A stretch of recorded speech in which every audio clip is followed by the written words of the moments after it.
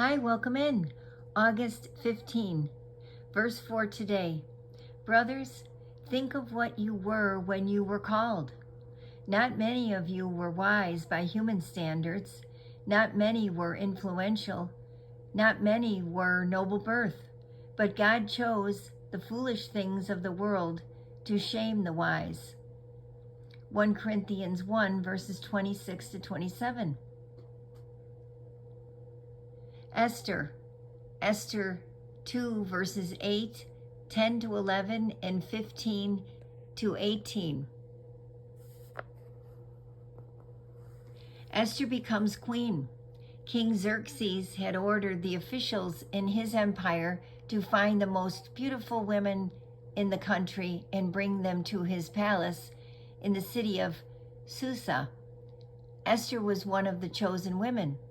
She was brought to the royal palace where she was given pretty clothes to look good for the king.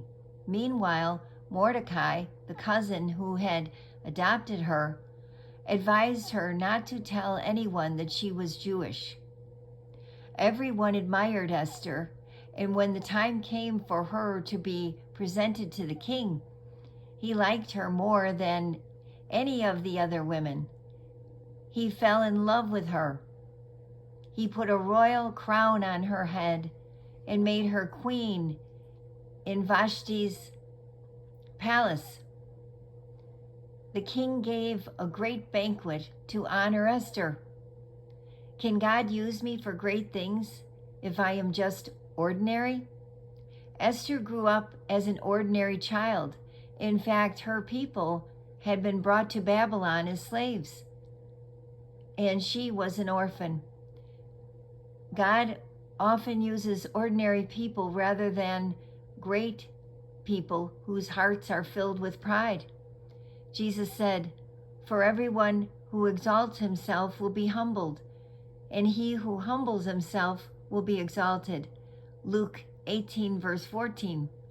Do you remember how God used ordinary people like Joseph, Gideon, David, and Daniel to do great things for him? Esther may have thought about the message that Jeremiah had sent the people in Babylon. "For I know the plans I have for you, declares the Lord, plans to prosper you and not to harm you, plans to give you hope and a future." Jeremiah 29, verse 11. Life had been hard for Esther, yet God had blessed her so he could use her to bring hope to his people.